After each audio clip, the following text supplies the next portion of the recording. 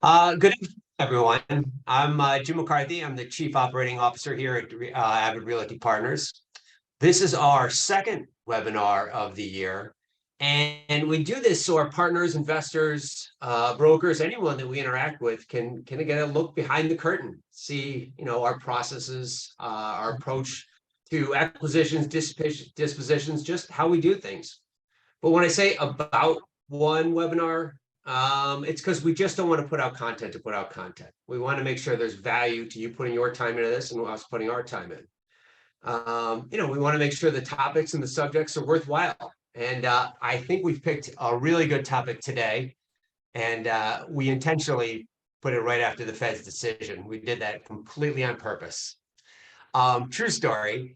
Sebastian, one of our analysts here, hit me up about a week ago and said, with this banking strife, we should get Craig on a webinar and talk about this. And here we are 6 days later talking about the Fed's decision and the banking crisis. And that's just how we do things.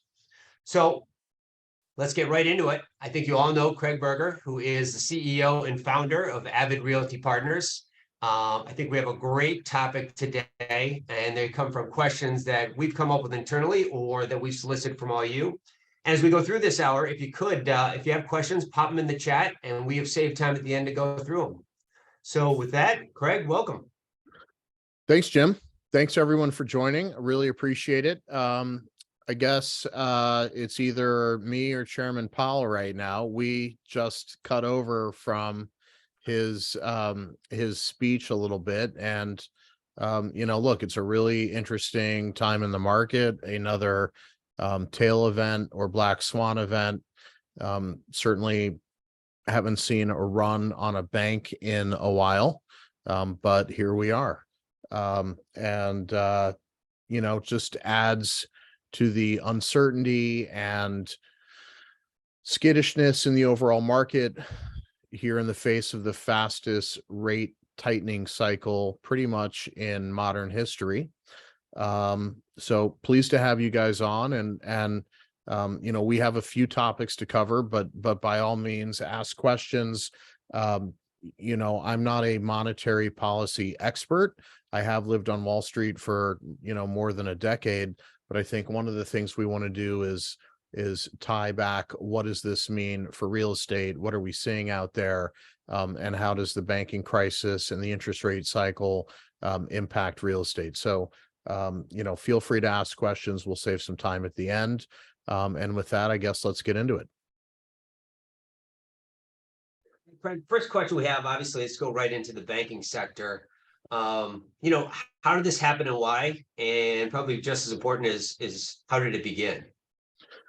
Okay, so how did this banking crisis begin? It really began with the Fed taking money down to zero for way too long, being way too accommodative, and causing the problems that we're seeing now. The higher you fly, the harder you crash, and we're crashing harder now because the Fed overdid it. The federal government added on with third and fourth rounds of stimulus, and the infrastructure bill, which doesn't have that much infrastructure spending in it, and other things. So if the Fed had started raising rates in mid or late 21, instead of a year later in mid 22, I think we'd be in a different situation. But essentially, Silicon Valley Bank had a lot of long-term treasuries. When rates go up, bond prices go down. They marked a loss onto those bonds and said, hey, we're going to backfill this loss with share sales, raising capital by selling stock. It spooked Peter Thiel and other venture capitalists and tech startup backers who told their network over Twitter or whatever that things are sketchy and to take their deposits out. And that started pretty much the fastest bank run in history. But it really is because Silicon Valley Bank had all of these long dated treasury bonds that were marked to market in a loss position. So as we tie in the Fed today, what does this mean to the Fed's battle against inflation? So, first of all, we've seen inflation ease somewhat. CPI and PPI have definitely moved off their highs. November and December had great readings. January and February had inflationary readings again, so it wasn't as good as what we saw at the end of 2022. But overall, the year-over-year inflation readings are still ticking down from what was 8 or 9% at the high down towards 5 or 6% at this point. So good things are happening on inflation. What does it mean for the Fed? It means, the Fed has limited options from here to raise rates further without substantially breaking things, right? They raised rates at the fastest clip pretty much ever off the lows of early 2022. And, fast forward a year now, banks are writing down huge losses in long dated Treasury holdings, and that's spooking people and causing things to break. So, the Fed has less leeway to be aggressive than it did before. The Fed has been shrinking its balance sheet by $160 billion a month, or reverse QE, reverse quantitative easing, their quantitative tightening. But at the same time, they've now extended credit to banks on the order of 300 billion. So 2 months worth of tightening, or QT, has now sort of become undone overnight because of SVB and Signature and some of the others. So, in at least very recently, 2 steps forward followed with 2 steps back. And you mentioned QE, and I think we actually talked about this the last webinar. But as more banks' failures start to come about in the next couple of weeks, First Republic's another name, obviously in the news this week, could this push central banks to pivot back to a CE as we push into the next couple months? Right. So obviously we don't know if more banks are going to fail. If the Fed came out and said, hey, we are going to backstop every deposit, no matter what, at any bank, I think that would certainly give a lot more confidence to consumers and bankers that they don't have to withdraw their funds and they're protected no matter what. I certainly think there's a group of banks that are too big to fail. Bank of America, Chase, Wells Fargo, some of the other big boys. But I think Treasury Secretary Yellen did not extend that courtesy out to regional banks when she was specifically asked that question. I think that was probably a mistake.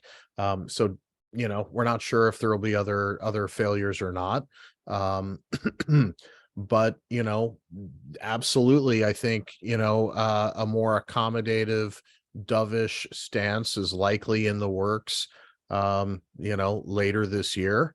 The Fed did just hike by a quarter point, said, hey, there may be another hike left, there may not. We're gonna assess as readings and conditions come in.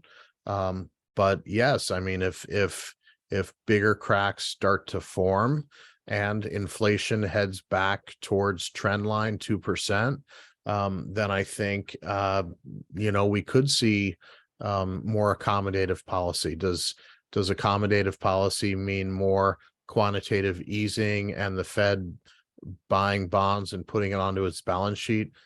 Probably not. That was an epic disaster that caused 70% of the inflation that the world has seen and experienced, certainly the domestic inflation. So I think they're while they're wiping egg off their faces collectively, that QE is likely to be displaced in favor of other accommodative actions. Good. Let's change topics a little bit here. We talked about getting your thoughts on the 10-year. How the current crisis affects yields, spreads, and the overall borrowing. So what we've seen with this crisis is that Treasury rates have declined, which is great. It certainly makes borrowing better when you can borrow at lower rates, not ridiculously, unrealistically low rates, but everybody I think likes the idea that maybe we can, borrow from Fannie in the mid to high fours instead of in the, mid to high fives. But what we've seen in lockstep is that Fannie and Freddie have essentially increased spreads. And so there's little to no downward movement in rates and potentially upward movements in rates. I guess part of their logic is, let's bring some price stability to this market. We don't know if rates are going to be down for 2 weeks or 3 weeks or a month or 2 months or forever or permanent or not. So let's just smooth it out a little bit for borrowers. So we don't get a rush of refinance requests, and then 3 weeks later rates go up and we didn't rate lock people, and now that goes away. So I think that's part of the motivation, is just practicality, and seeing how this plays out. But I do think that over time, if the 10-year Treasury continues to trade lower, that Fannie and Freddie rates will follow. I have mixed feelings about that as a multifamily investor, buyer, owner, right? I want to buy attractively priced deals, and to the extent that the 10-year and Fannie and Freddie borrowing rates come down, it's going to be harder to buy great deals because cap rates will be lower, there will be less cash flow distress, and so on. So I have mixed feelings about that, but certainly over time, if the 10-year stays in the 3.5 range, I think Fannie debt typically runs at 170 to 200 bips over the 10-year Treasury, and we'd be borrowing in the low to mid 5% range. Very relevant. This is actually a great question. What steps can investors take to manage their exposure to these treasury yields wild swings? Well, multifamily investors, it's hard to really hedge. I'd say if you buy deals that are an attractive value going in, if you're buying at a good price, if you're making your money going in, then 20, 30, 40 bips even of rate swing becomes somewhat irrelevant. I do tell people that, hey, we're dating our interest rate and marrying our property.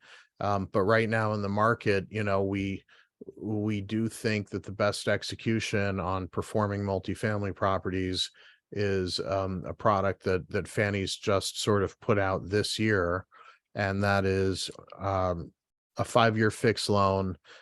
You pay a little more upfront, you get 3 years of yield maintenance, which means essentially you can get out of the loan for par anytime after 36 months. And even at 30 months, you'll have a very small prepayment penalty. So you can kick the can down the road for 2.5 or 3 years and basically hope that, you're borrowing again in the low to mid fours at that time. You suck out cash on a cash out refi at lower rates and higher leverage, and reassess your holdings from there. Some people are buying the Freddie floaters, which allow you to float down with an in the money interest rate cap, and that would also essentially fix your loan rate to the upside, but allow you to float to the downside as conditions change. And that's another option that could make sense. Obviously, the leverage point on these Fannie Freddie loans is around 55 to 60% of purchase price, which puts you around 50% debt to equity at a total project basis, depending on how much CapEx your project needs. But certainly the equity checks required to take down properties has gone up dramatically, and that has knocked some of these syndication players out of the game, or folks that are buying with their own cash on hand, and maybe they're not huge institutions. So it is changing the playing field to some degree. All right, so let's talk a little bit of how it impacts real estate overall. So the question is, what will this mean to real estate markets, specifically multifamily investing, that is these rate swings, banking, and the overall market crisis? Well, it's cross currents, I'd say, right? We talked a little bit about how lower rates are going to lead to at some point lower cap rates on properties and higher prices. So we have seen property cap rates go up from the 3s to the 4.5% to 5% range over the last year and a half. Some of that is fundamentals catching up. Some of that is prices going down. So if I'm just thinking through the cross currents myself, but lower rates is going to equal lower borrowing costs and higher leverage down the road. I'd say in the near term, there's a lot more uncertainty. There's definitely tightening credit conditions. Banks are less likely to lend. If you were in a cash crunch before, you're probably still in a cash crunch. I mean, to some degree, multifamily fundamentals are mostly still strong. And what you have is a financing and financial level of distress for some folks, as opposed to real fundamental multifamily distress. So everybody wants to buy at distressed prices. The industry is not distressed enough for the most part to really be delivering distressed prices right now. If we're seeing fundamental distress, it tends to be in 70s built C-class product, C-class demographics, where those residents are just stretched to the very maximum, and really have don't have enough money to buy food, buy the things they need, and pay rent, and so on and so forth. So there's some distress in lower quality assets with lower demographics, but really this is a financing distress situation in multifamily. And in the near term, all of this higher rates and the banking crisis and the run on banks is definitely causing banks to tighten their credit quality, run covenant tests, right? Try to shrink the size of their book of loans, if it makes sense. So it is a treacherous time. We could see more near-term distress from this. In the longer run, I think the more distress now, it just means that rates and accommodative policy are going to come down, and it's going to bail some of these folks out that are in distress, and either bail them out with lower cap rates, lower borrowing costs, higher leverage, the ability to refi.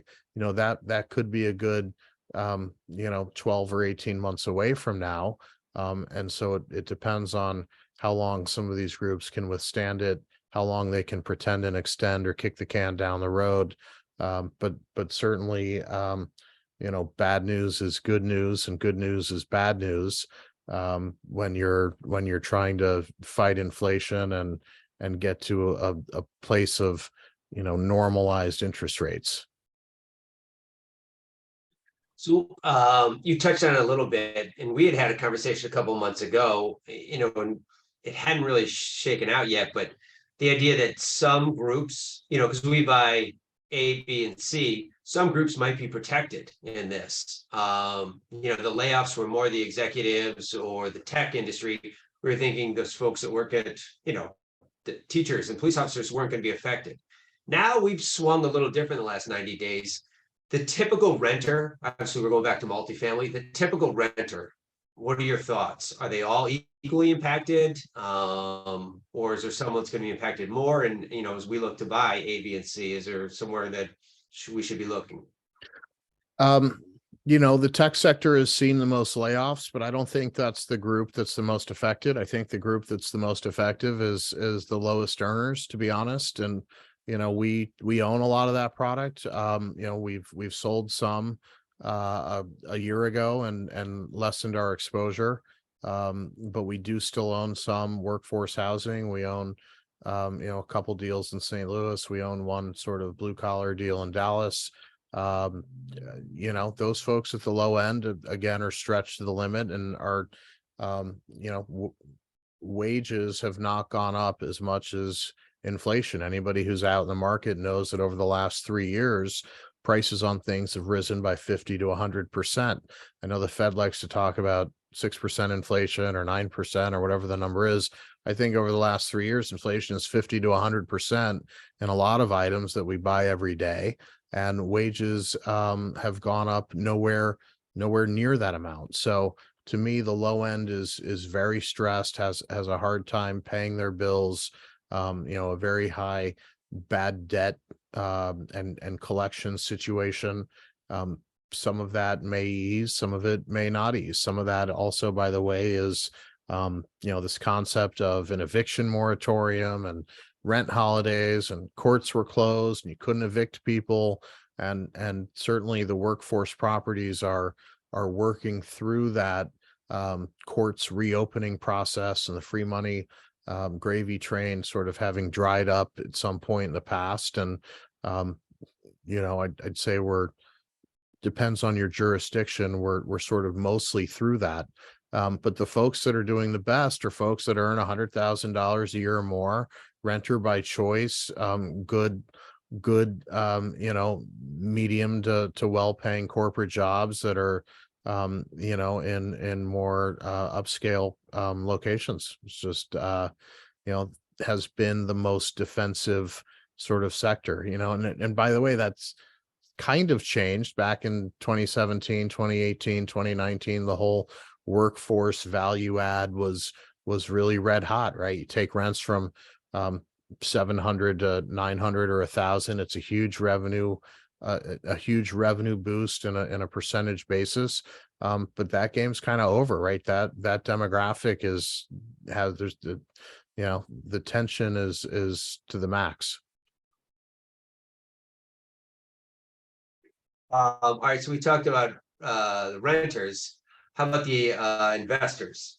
What, if any, are risks are associated with investing in real estate during these volatile treasury yields? Well, investors are skittish. A lot of investors are on the sidelines. Anybody who's out fundraising knows that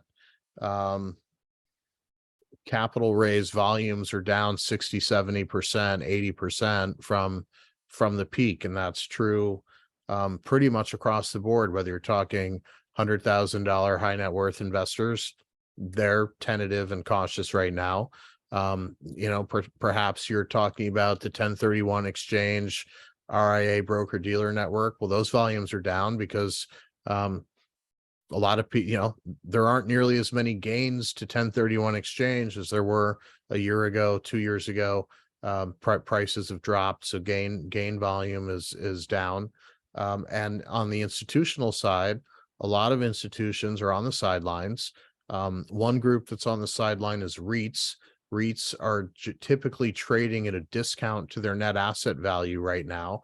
So instead of putting more money out, growing their assets and growing the discount to those assets, a lot of those REITs would rather repurchase their own shares at a discount rather than put more money out and widen the discount spread. That does leave non-REIT institutions or non-publicly traded REIT institutions and a variety of other private investment firms still out there and active. There are buyers out there. There is still plenty of capital chasing attractive, good deals. Prices haven't gotten that cheap, and certainly not as cheap as we'd like. But instead of competing against 12 or 15 or 20 or 30 buyer groups the way we were 15 months ago, now we're competing against 3, 4, 5 real buyer groups. It's still frustrating. Again, prices are higher than I'd like, but it is definitely a much smaller pool of investors bidding on deals, and it's much more difficult to get investors into your deals when you have a deal. That's a phenomenal segue into what is Avid Realty Partners doing in this environment? How is the team managing risk, still growing the platform, growing the platform day to day? What is the mission at Avid Realty Partners? Well, I'd like to be buying more deals, but other people keep bidding too much money. So instead of buying deals right now, I'm hosting webinars. But in all seriousness, we're out bidding on really high quality assets. We're trying to up the quality of our assets, buy newer vintage deals. And so we're hard at work trying to find a diamond in the rough. And we're getting really close to engaging on our next opportunity, which is great. In terms of managing risk, I mean, it's all the same thing, stress testing our model, looking for the best financing possible. I think one thing that's really important is I always operate with a substantial cash reserve on hand, right? Cash is king. That allows us to be responsive. That allows us to address unforeseen circumstances. That allows us to potentially take advantage of opportunities that could arise on a short time frame. But really, cash is king. In a downturn, every smart operator has hopefully a sizable bankroll of cash, and the folks that run out of cash and are over leveraged with too many bridge loans, not enough interest rate caps, those are the guys that don't survive these downturns, right? And I've lived through the dot-com bomb. I've lived through the great financial recession and so on and so forth. So I've seen too many firms go belly up, and I've seen a lot of firms survive, and we're gonna survive this. So, as you say that, is now a good time to invest in real estate? What would you invest in the market? Where's a smart place to put your money right now? Personally, well, first of all, thanks for the softball question. I personally love real estate. I've been on the equity market side of things as well. Stock market's a great place to be, but unless you're hedged, you really have no control. If you're long short and you're long Google and short Facebook or vice versa, and using some leverage, I mean, the equity markets can be phenomenal, but if you're not hedged, you're riding the train. And if the train is going up, as it did for, a strong 12 or 13 years off the lows of early 09, then it's amazing. But if the train's going down, then it's going down. At least with real estate, I have a hard asset. It's an inflation hedge. Good sponsors and operators can control their operations. They can control when to sell or not sell. Hopefully they bought smart. Hopefully they made their money going in. The income and profits that you generate are tax favored. Rarely do you pay income tax. You get income losses for the most part. We did 2 deals last year, by the way. Deal 1 gave us a 61% of your investment loss in year 1. Deal 2, which was a lower leverage deal, gave us a 41% loss of your investment in year 1. And when you sell down the road, you finally get a capital gains tax years from now, as opposed to income tax along the way. That tax treatment status is a huge driver of your overall returns as an investor.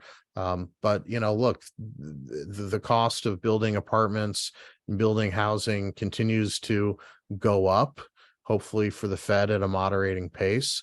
And that sort of anchors us that if we're buying at a deep discount to cost, or buying a really quality new asset at even a modest discount to cost, that over time, we're going to do well there. So, I mean, I like real estate. I control my assets. We control our operations. We're very hands-on. We make the cash flow work. We make the assets perform, and it's totally controllable versus, riding the wave of the stock markets up and downs with less control. It was officially my last question. That was a shameless self-promotion, just so we're clear. Hey, we haven't really got a ton of time to talk, but a lot of people are asking as we were leading up to this, just your thoughts on the Fed. I know it came out an hour ago, but there's been all kinds of pontification on if they don't raise it, it means the Fed is scared that the banking has frightened them. If they do raise it, well, then we continue the raise. You obviously have a long track record on Wall Street. What are your thoughts on today's decision, the week prior, where we go from here? I'm sure people would be interested in what you have to say about it. I guess I'm glad that the Fed raised the quarter point. Now they're saying, hey, there may be one more hike left. I know the interest rate futures market is actually predicting Fed rate cuts late this year. That might be appropriate. If you look back at history, the federal funds rate is now basically back to levels it was at 2015 and 20 years ago, which is great. I don't want to keep seeing the cost of money go down and down and down until people are being paid 50 bips to take a mortgage. That doesn't make any sense to me. That doesn't seem like it's grounded in reality. Borrowing money should cost something. But I think sort of the long-term sweet spot for Fannie, multifamily debt borrowing should be in the 4.5% range. We're a little bit above that. I think that's a healthy interest rate. The Fed wants to quash inflation. I think employment is a key aspect of the Fed accomplishing its goals. Employment's been strong. That's good. Wages have continued to rise, although certainly at a lesser pace than inflation has over the last few years. I think the Fed, one of the ways we're going to get to lower inflation is if the Fed continues to shrink the size of its balance sheet. I really hope it has the willpower to continue its QT, its tightening, and allowing its holdings to expire and roll off its balance sheet. I hope it doesn't come in to the capital markets with crazy amounts of rescue and bailout capital, and undo the progress it's making to shrink its balance sheet. I think it would be great to see the Fed shrink its balance sheet back to a low level. Low to me is $1 trillion, maybe $2 trillion, not $4 trillion that we were at in 2019, not $8 trillion that we're at now. That to me is just the height of recklessness and irresponsibility. Federal government, piled on with more recklessness and irresponsibility. Politicians claim to love the middle class, but their actions suggest they actually don't care about the middle class and don't mind hurting the middle class through reckless fiscal policy that costs these folks a lot of money. One other comment, it's not really totally relevant, but I just read an article about someone trashing Bitcoin, how they don't understand it's not real fiscal policy, it's not a real asset, and so on. I'd say Bitcoin has acted more responsibly over the last 2, 3, 4 years than the Fed has. The Fed has increased M2 money supply 45%, and Bitcoin's money supply is up 1 or 2%, and is fixed. And you don't have 9 governors and some back room making policy decisions that affect the whole world. It's decentralized. You can't control it. You can't kill it. And I guess that's why some of these crypto assets have been on a run, because it's not manipulatable to some degree, the same way that the dollar has been manipulated. A little bit of a tangent. I don't own any crypto today. I have all of my assets in real estate, so I'm not making a plug for crypto, but just pointing out some of what I see of the irresponsibility of the Fed and the federal government versus the much more contained supply growth of for example, Bitcoin. So a little bit of a rambling answer there, but hopefully informative for you guys. What questions are out there? I think we have one question on Q&A. So yeah, I've got three that have popped up. If you want to, I can tell you the question in the queue is, what are your thoughts and the impact of all this on the commercial real estate market? Well, commercial, I guess, would be excluding multifamily. You know, multi benefits from having Fannie and Freddie agency lenders with large capacity to lend on performing assets. When you look at office properties or hotel properties, they don't have agency lenders in place the way we benefit from having those lenders in multifamily. So, you know, the office guys are totally screwed. Office is in a lot of trouble, and you know, unless it's an A+ office in an A+ location and it's full, I think it's going to be very difficult to get any sort of office related financing in the coming 12 to 24 months. You know, hotels are a great business, but it's a much more thinly traded asset class. It's a highly volatile asset class. Revenues can swing wildly during periods of recessions, and again, there's no sort of one lender of last resort in hotels. So you know, hotel performance has been very strong. People are traveling, prices are high. That could change. Nevertheless, I think if you're a lender, you certainly feel more comfortable lending on stabilized multifamily deals, or you know, single family or pools of single family, rather than to a hotel where your revenues can, you know, fall 40-50% during a recession. You know, industrial is still performing really well. Still a lot of lenders that'll lend on industrial. They tend to be, you know, corporate level clients and tenants, oftentimes credit tenants, and industrial rates have really risen a lot and are unlikely to fall anytime soon. So that seems to be, along with multifamily, the other sort of best performing sector in real estate. What else? Next question is, are you seeing rate caps expanding in some markets more than others? Well, it's not really a geographic situation. If you have a bridge loan, most bridge lenders are requiring borrowers to purchase an interest rate cap. There was a day or 2 weeks ago when you couldn't buy a cap because the cap providers, you know, bond volatility jumped to essentially the highest level it's been since November 08. And they didn't know how to price rate caps for a couple days, you know, right after SVB imploded. But if you have a bridge loan, you need an interest rate cap. If you're taking a Freddie floater, you're required to buy an interest rate cap. If you're in a Fannie fixed or some other you know, bank loan 5-year fixed, there's no need for a rate cap. Was that the question?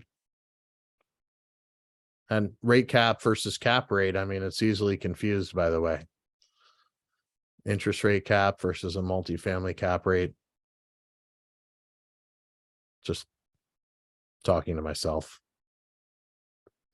What else? Here's a good question. Someone asking you to elaborate on your unemployment.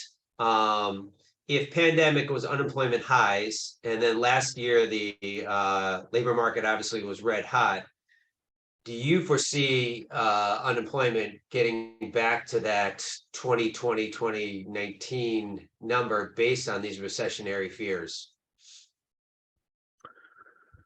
Well,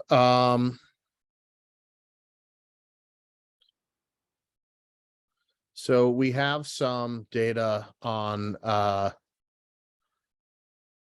employment. I guess I'll just share my screen. And we'll do it like this.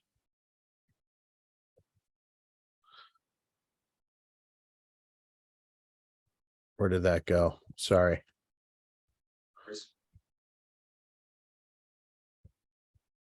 So,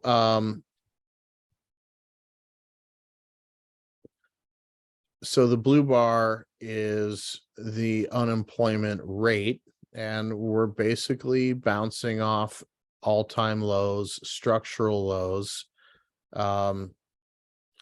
The orange bar, which is very important, is the labor participation rate. And what we saw throughout the 60s and 70s was that women entered the workforce and raised the labor participation rate from the high 50s percent range up to the high 60% range.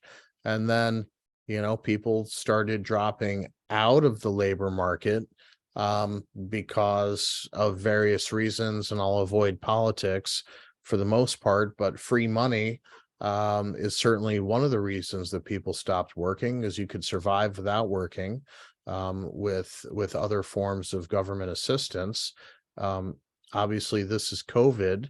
We've seen the participation rate tick back up. Look, I'm out there hiring people. It's still really hard to hire good people. I think it's gotten slightly easier over the last 6 to 12 months. But it's still difficult. I do suspect that with all of this tightening credit and higher interest rates and more cautiousness and more overall risk management from corporations, that we will see unemployment tick up. We've seen it a little bit in tech. Tech companies have rationalized their employee workforce payroll. They got too fat, and I suspect other companies are going to follow suit as times get tough and you have to tighten the belt, right? The other thing that I've typically seen is when times get tough, CEOs, CFOs, and C-level executives tend to reduce CapEx, put expansion plans on hold, and that belt tightening does weaken the overall economy, whether it's a soft landing or hard landing. Nobody knows. Everybody talked about, oh, we're going to have a recession this year in 23. I mean, we're kind of having a little bit of a recession. It's also really still pretty strong out there, right? When everybody calls for recession, you never get what everybody's going to call for. But I do think that this landing, I mean, we're kind of in a soft landing zone right now with some credit and banking related distress. But this soft landing could probably drag on for the next, 12 to 24 months, and 12 or 18 months. And then maybe the economy, along with more accommodative Fed policy, gets the country back onto a growth curve. What other questions do we have? We've got a question here about bridge lending. Bridge lending was very hot in late 2021, 2020, 2021. What effects could we see to multifamily market when the rate caps on these loans begin to expire? There was a lot of, by the way, here's the 10-year Treasury. We're sort of back up to where we were in 06 and even back in 0001, which is great. Total Federal Reserve assets just lifted up into the stratosphere. Bridge lending, a lot of smaller operators, sponsors did grow their business by buying at any price, using bridge loans with max proceeds, and playing that game. Those folks are in trouble right now. We have seen some distressed assets in the market. It's very limited so far, but the distress that we've seen tends to be on 70s built deals and C locations from syndication type sponsors, not super high quality institutional assets in better demographic locations. This may spread, but yeah, I mean, a lot of those folks got over their skis. They're probably going to sell at lower prices and lose people a lot of their equity. You have to make your money going in. You have to be smart about when you buy, when you sell. how you finance your deals, and so on. So, there's very little bridge activity now, because to take a bridge loan now, you're paying 8.5 to 9% interest. And that just doesn't make sense in a 4.5 to 5 cap multifamily world. But we do expect to see some of those over leveraged syndication experts, wind up upside down in a bunch of these deals. Maybe they bought enough assets at lower prices that some of them can sell and backstop it with other money and get out of it. But a bunch won't, right? This is such a desirable asset class that some of these distressed assets get scooped up before it ever hits the market, before it's ever known. And that makes it tough if you're, a smaller platform trying to find value. There's some value out there, but it's hard to get it for sure. But they are sometimes coming from these over leveraged bridge guys. But again, tends to be in lower quality assets, or disposed of sort of quietly behind the scenes quickly. Other We questions? talked a lot. Yeah, I've got a good one here. We talked a lot about the operators and investors. How do you think Fannie and Freddie will react if they continue to fall behind on deal volume, which they have been the last couple of weeks? Can this push credit spreads to a more attractive level? Well, Fannie and Freddie widened spreads to basically stabilize the borrowing rate. But I do think if the 10-year stays low for an extended period of time, that might be a month, it might be 2 months, that Fannie and Freddie are going to follow suit. It doesn't look like this is low, but it's just bounced from here, down to here. I guess right now we're at about, on the 10-year, we're at about 3.6. So maybe we're right here where my mouse is. So it's eased off the sort of very high of, I think the 10-year was as high as 4.23, and now it's around 3.6. So we are 63 bips off the high. That high is from mid-November. And I suspect Fannie and Freddie rates will come down, and that'll juice the market a little bit. But I think they want to see the 10-year be lower for a little longer before they start giving that good news to borrowers. Okay, so last question, and it ties back to the whole day. The Fed has been keen on higher for longer rates before the banking crisis. Can the US economy afford this in today's environment? No, they can't. One of the reasons I think rates are going down, and not all the way back to where they were during COVID, but I do think rates can, 10-year rates can go back to where they were during 15, 16, 17, 18 in this 2 to 2.5% range, is because, US politicians and quote unquote leaders have so recklessly increased the national debt, underfunded Social Security, underfunded Medicare and Medicaid, and there's just so much debt that Uncle Sam can't afford to pay 4% interest on 10-year Treasury. I think it's an excellent question. It's an excellent point. I think we're absolutely going back down to this 2 to 3% 10-year Treasury range, and it's definitely going to juice the multifamily market again. By the way, if we're borrowing at 160 to 200 bips of premium on the 10-year with Fannie, that means we're borrowing, if the 10-year goes back to 2.5%, we're borrowing at 4.1 to 4.5%. I tend to think of multifamily cap rates as trading in a range of Fannie borrowing rates plus or minus 50 bips, particularly on quality institutional assets. And so if we're borrowing from Fannie again at 4.25%, I tend to think of long-term stabilized quality institutional multifamily as trading in a range of 3.75 to 4.75 cap rates. If that happens, the deals that we've bought over the last 2 to 3 years are going to do very, very well. We continue to look for deals. We're trying to buy neutral leverage deals right now. That's sort of a 5 cap, maybe a 4.6, 4.7 yield to total cost, including CapEx and fees. And hey, if we're in place right there now, if we can grow revenue and income and go back and get back to a 4.25, 4.0 exit cap on these quality assets 3, 4, 5 years from now, I think if you're an Avid Realty Partners investor, you're going to be very, very happy. Everyone, thank you so much for joining. Everything we do at Avid Realty Partners is rooted in radical integrity, followed closely by extreme execution at the property level. Really appreciate you joining, and reach out to me if you have any questions.